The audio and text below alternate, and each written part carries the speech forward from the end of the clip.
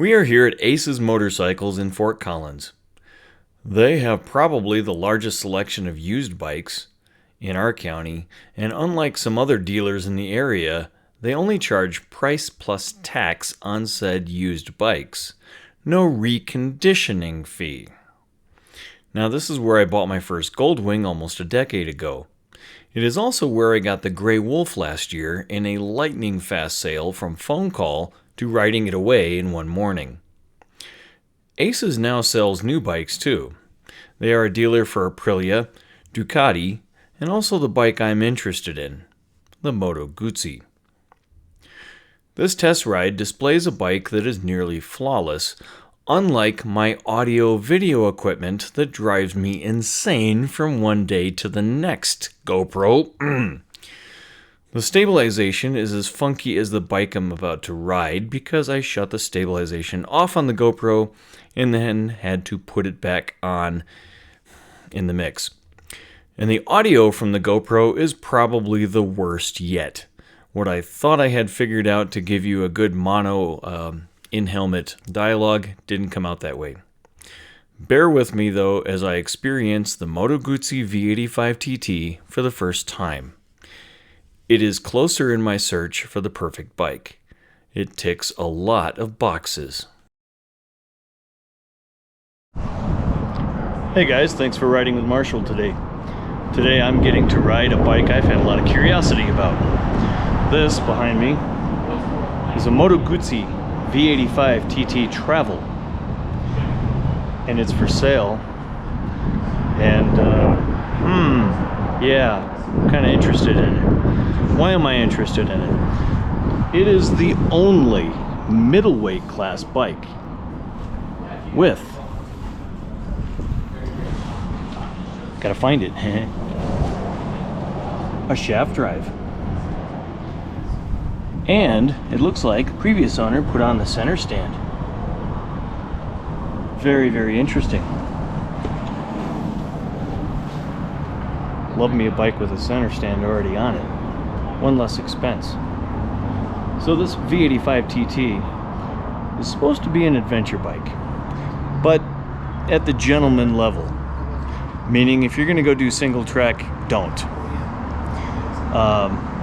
If you're going to go tackle some fire roads in the mountains, do.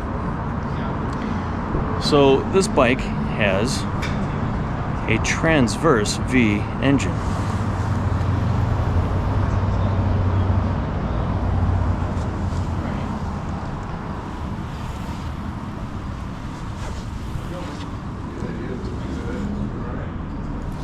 What this means is that unlike most of your cruisers that have to go into a parade mode when they overheat, the V85 has both perky little jugs out in the wind. That is a far superior means of air cooling than tucking your V-twin sideways and making sure the rear cylinder gets almost no air. So what do we have here? We have Brembo brakes. Looks like dual piston, both sides, which is more than I have on the Gray Wolf. We have a thin little protector, but I actually prefer them thin, especially when you're not doing single track. It doesn't need to weigh 50 pounds.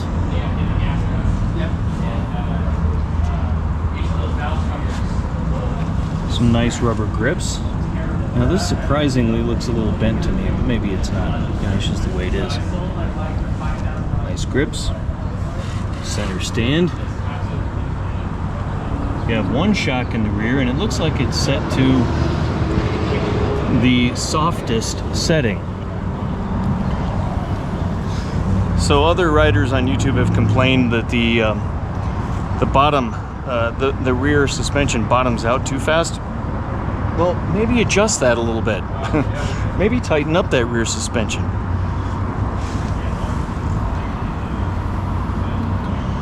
So it's a V85TT because it's 850 cc's. And maybe the only downside to it might be that it's air-cooled, not water-cooled. You have this excellent dual headlight People either love or hate it because it looks like two eyes and a beak. For an adventure bike, I'm okay with that. This is the travel edition, so there is a tall windshield on it. I do like that. There are handguards, which this one, well, needs to be replaced. But it shouldn't be too much to do that. They're not bark busters. This is a used bike. We've got luggage.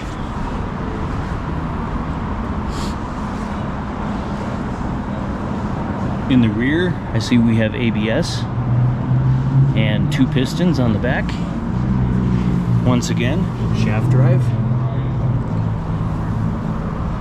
Really cool rocket style LED taillights.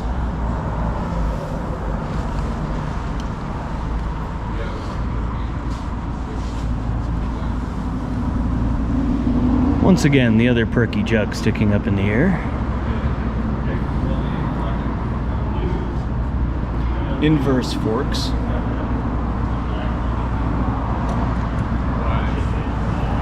What should be a comfortable seat. We'll try it out in a second.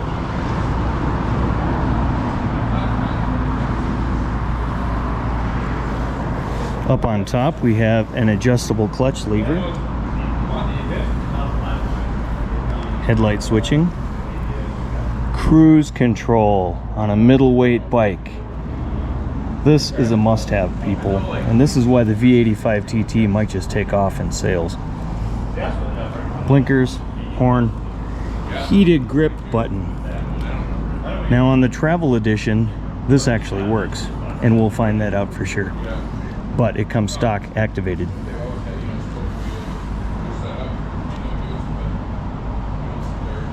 We have a mode switch, but I've been informed that the starter button actually switches modes when you're moving.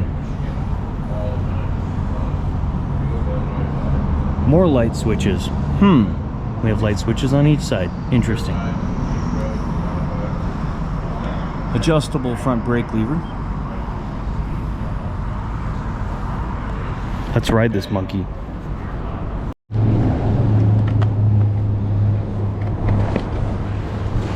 Well then, how approachable is it?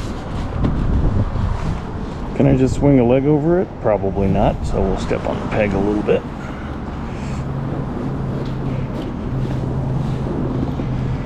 Am I flat-footing it? Well, I'm 5'10".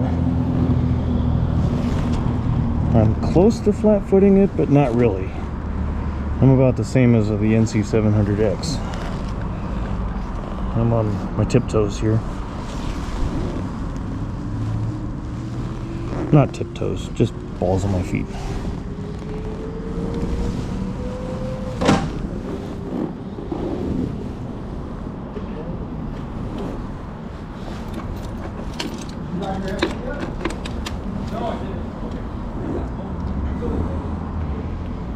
Okay, nice screen. Very readable to my eyes, but I've had LASIK, so there's that. Insert your personal code. I don't have one. We have tire pressure sensors. Let's see if the heated grips work. 1, 2, 3. Yep, you can see that on the indicator.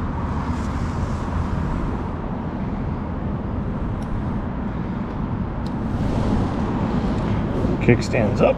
Ugh.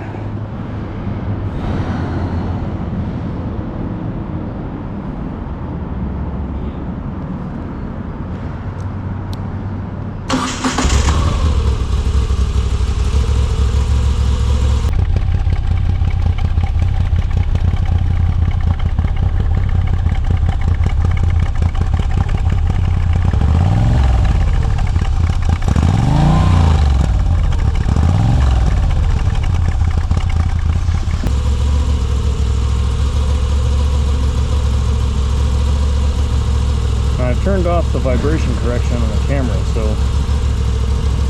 any shakiness of the engine you should be able to see. The windshield's a little low. I'd have to put an extender on it. That gear shifter's definitely been hit into the ground a little bit.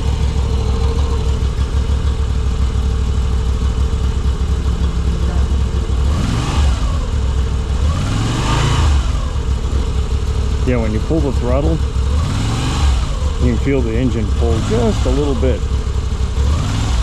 A little bit to the right, I think, and then it releases to the left.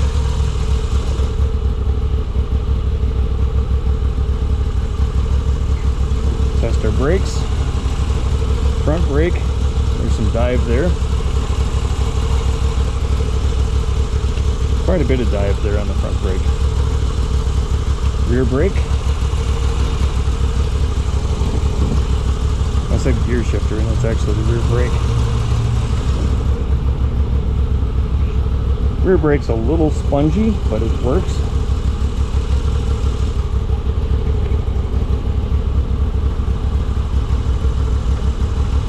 I'm trying to take it into first gear, and it's not letting me. Interesting.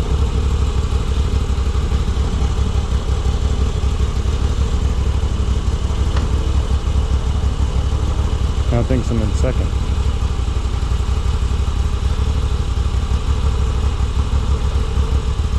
Third.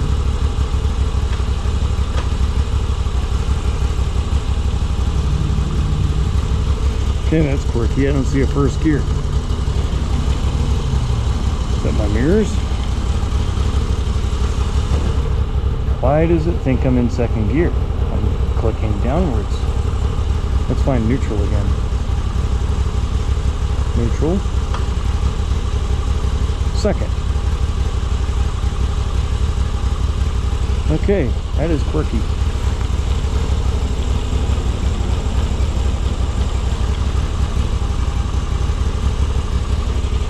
Do have a fuel gauge for A, 3/4 of the tank. I'm not sure about second gear. Let's see if she stalls. Aim my camera upwards a bit. That's first gear. There, now it says first. So that gear indicator, that's a little funky. We'll take it slow first through a neighborhood.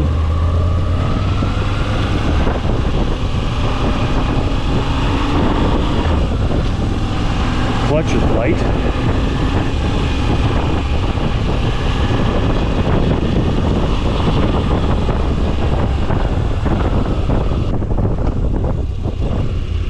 The clutch is so light, you almost feel like it's disconnected when you pull it in.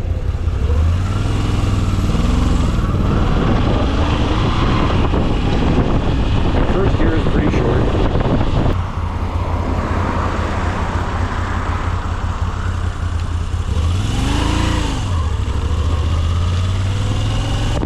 Very controlled.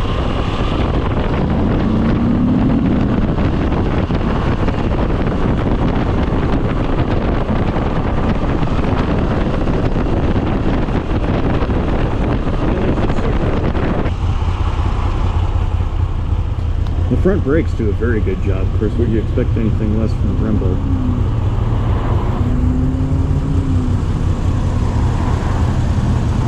Let's turn off the cruise control. Hold it, off it goes. That's not so hard to figure out. What about modes? What mode am I in? That just killed the bike.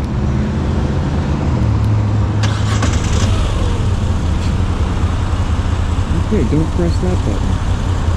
Press the starter button. Ah, there we go. Road mode, rain mode, custom mode, off-road mode, sport mode.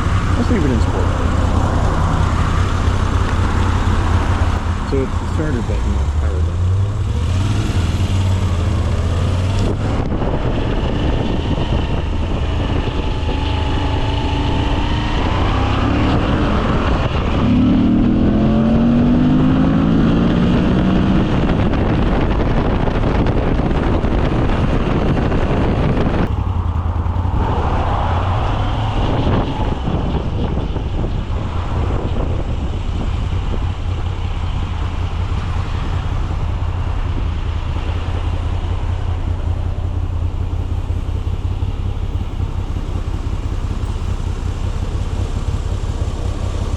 So would I buy this bike?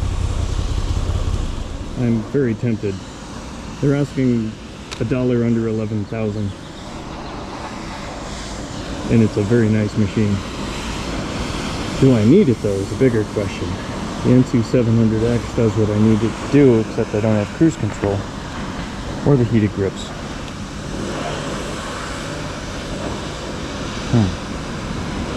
Very tempting.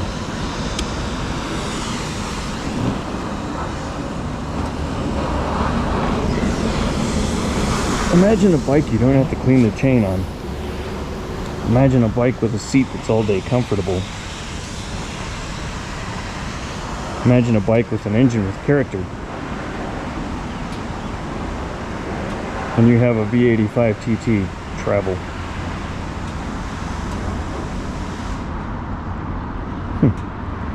Yeah, I could see myself riding this anywhere.